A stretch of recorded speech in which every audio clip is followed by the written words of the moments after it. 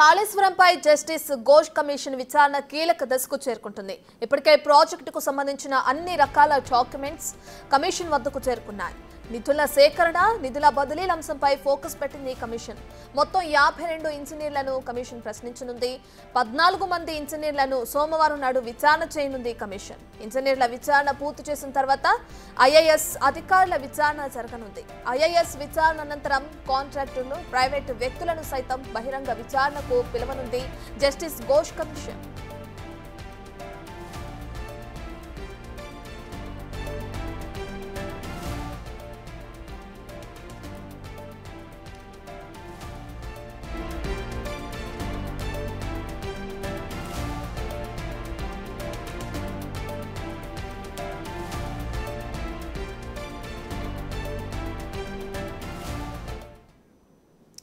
ఇక కాళేశ్వరంపై justice Ghosh commission విచారణని ముందుకు తీసుకువెళ్తుంది. దీనికి సంబంధించి పూర్తి డీటెయిల్స్ అందించడానికి మా ప్రతినిధి వెంకట్ లైవ్ లో జాయిన్ అవుతున్నారు. రైట్ వెంకట్, ఇప్పటికే చూసుకుంటే పలు ఇంజనీర్లని ఫస్ట్ విచారణ చేసిన తర్వాత ఐఏఎస్ అధికారులను కూడా విచారణ చేయనుంది ఘోష్ కమిషన్ అన్నట్లు కూడా తెలుస్తుంది. దీనికి సంబంధించిన డీటెయిల్స్ అండి వెంకట్. రత్న, కమిషన్ మరో దఫా విచారణకు సిద్ధమైందని చెప్పవచ్చు. నిన్న సాయంత్రం కమిషన్ పినాకి చంద్ర ఘోష్ రాష్ట్రానికి వచ్చారు. కాసేపటి క్రితమే ఆయన ఛాంబర్లో ఇక్కడ ఉన్నటువంటి ఏదైతే కాళేశ్వరంకి సంబంధించిన కమిటీతో కూడా సమావేశమయ్యారు. సోమవారం నుంచి పూర్తి స్థాయిలో విచారణ చేపట్టేందుకు మరో దఫా విచారణ చేపట్టేందుకు అయితే సిద్ధమవుతుందని చెప్పుకోవచ్చు. రోజుకు 14 మంది ఇంజనీర్లను విచారించేందుకు సిద్ధమవుతుంది.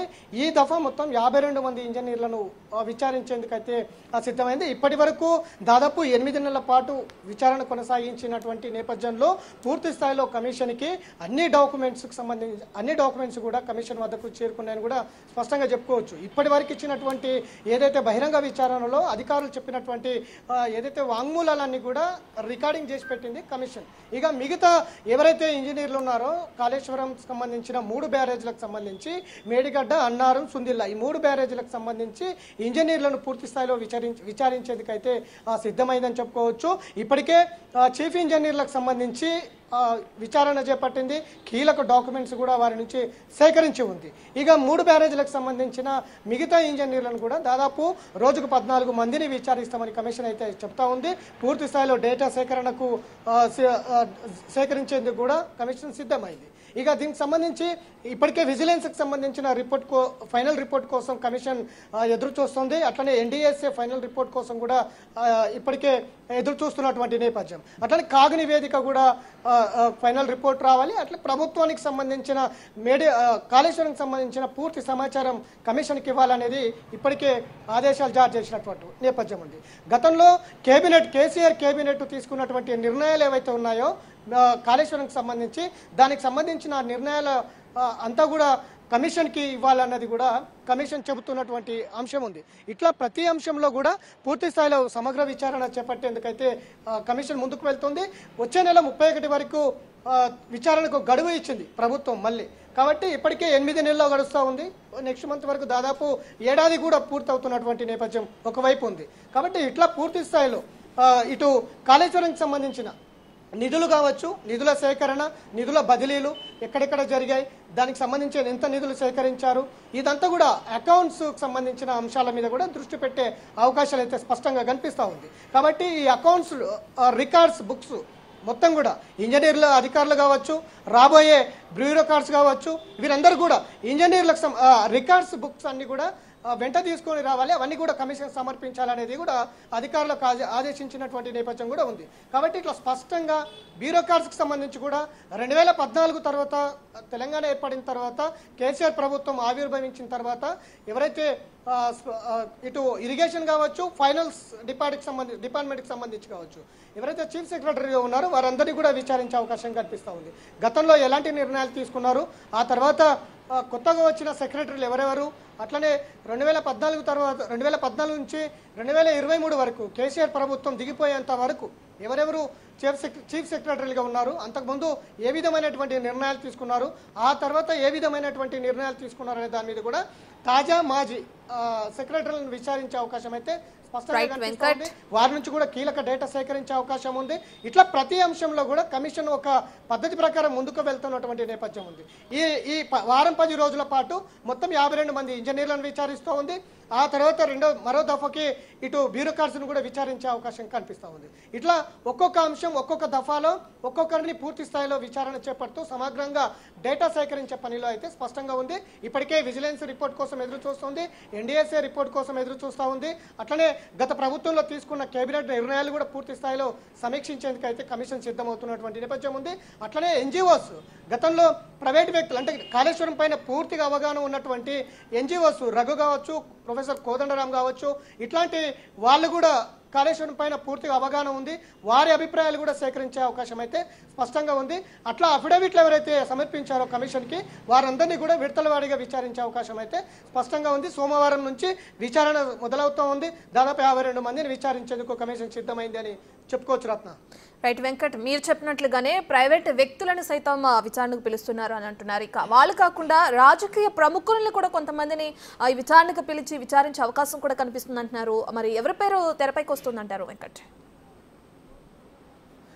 ఖచ్చితంగా ఎన్జిఓస్ అంటే గతం నుంచి కూడా మనం చూస్తున్నాం. రఘు కావచ్చు, రఘు కాళేశ్వరం ప్రాజెక్టు పైన సమగ్రమైన ఒక బుక్స్ కూడా రాసినటువంటి నేపథ్యం ఉంది. లొకేషన్స్ మారినాయి, డిజైన్స్ మారినాయి. కర్త కర్మ కేసీఆర్ చెప్పిన విధంగానే కాళేశ్వరం నిర్మాణం అయింది. ఆ లొకేషన్ మార్పు, డిజైన్ మార్పు ఇదంతా జరిగినందుకే కాళేశ్వరం కుంగుపాటుకు గురైంది అనేది స్పష్టంగా ఎన్జిఓస్ నేతలు చెప్తున్నటువంటి నేపథ్యం ఉంది. ఒకవైపు వారు కూడా అఫిడవిట్లు కమిషన్కి ఇచ్చిండ్రు. ఆ అఫిడవిట్ల ఆధారంగా వారిని కూడా విచారించే అవకాశం ఉంది. వాళ్ళ దగ్గర ఆధారాలు ఏమున్నాయి అవన్నీ కూడా సేకరించే అవకాశం ఉంది.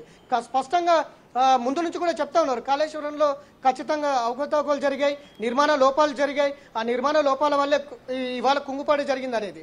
కాళేశ్వరంతో పెద్ద ఎత్తున గ్లోబల్ ప్రచారం చేసుకున్నారు.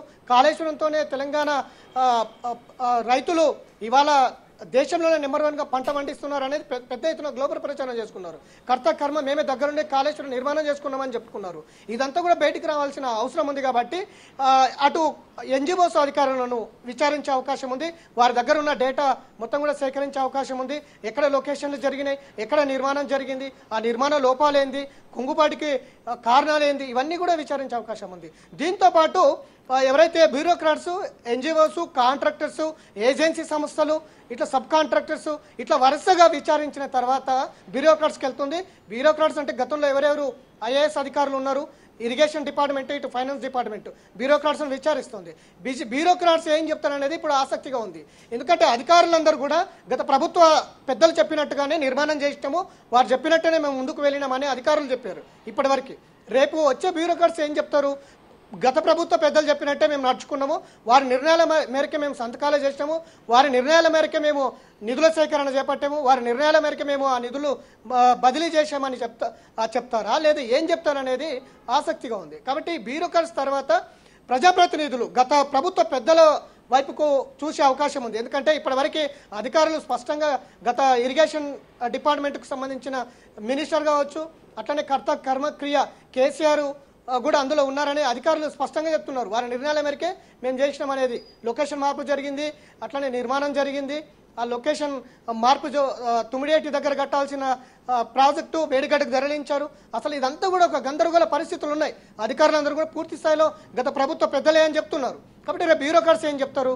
బ్యూరోక్రాట్స్ చెప్పినటువంటి ఆధారంగా అట్లనే ఇప్పటివరకు అధికారులు ఇచ్చినటువంటి ఆధారాల ప్రకారంగా భవిష్యత్తులో గత ప్రభుత్వంలో ఉన్నటువంటి పెద్దలు ఎవరు, వారికి ఎవరెవరికి నోటీసులు ఇవ్వాలి, వారందరినీ కూడా విచారించే అవకాశం అయితే కనిపిస్తుంది. కాబట్టి రేపు బ్యూరోక్రాట్స్ ఏం చెప్తారు అనేది ఇప్పుడు ముందున్న ప్రశ్న. కాబట్టి వారందరినీ కూడా 2014 నుంచి 2023 వరకు ఎవరైతే ఐఏఎస్ అధికారులు ఉన్నారో వీరందరినీ కూడా తాజా, మాజీ, అట్లనే రిటైర్డ్ అయినటువంటి బ్యూరోక్రాట్స్ అందరినీ కూడా విచారించే అవకాశం అయితే ఉన్నది. కాబట్టి ఇదంతా కూడా ఒక ప్రణాళికాబద్ధంగా ముందుకు వెళ్తూ ఉంది.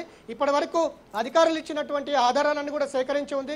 రేపు బ్యూరోక్రాట్స్ ఇచ్చే ఆధారాలు కూడా సేకరించిన తర్వాత గత ప్రభుత్వ హాయంలో ఉన్నటువంటి పొలిటికల్ నేతలు నోటీసులు ఇచ్చి విచారించే అవకాశం అయితే కనిపిస్తూ ఉంది.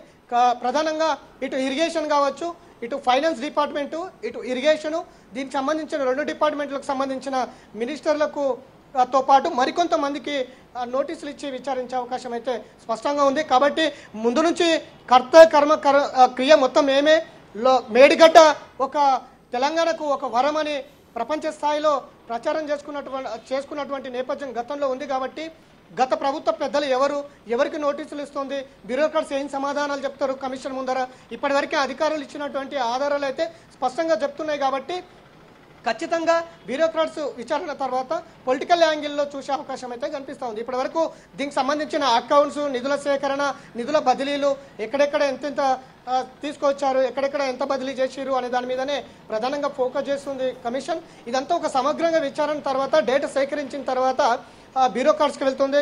బ్యూరోక్రాట్స్ ఇచ్చినటువంటి సమాచారం తర్వాత గత ప్రభుత్వం నేతలు, బీఆర్ఎస్ సంబంధించిన గత ప్రభుత్వంలో సంబంధించిన అధికారులు కావచ్చు, నేతలు కావచ్చు, మరొకసారి నోటీసులు ఇచ్చి పూర్తి స్థాయిలో విచారించే అవకాశం అయితే కనిపిస్తూ ఉంది. రేపు సోమవారం నుంచి మరికొంతమంది అధికారులను బహిరంగ విచారణ చేపట్టేందుకు అయితే కమిషన్ సిద్ధమవుతుందని చెప్పుకోవచ్చు. Ratna. Right, thank you Venkat.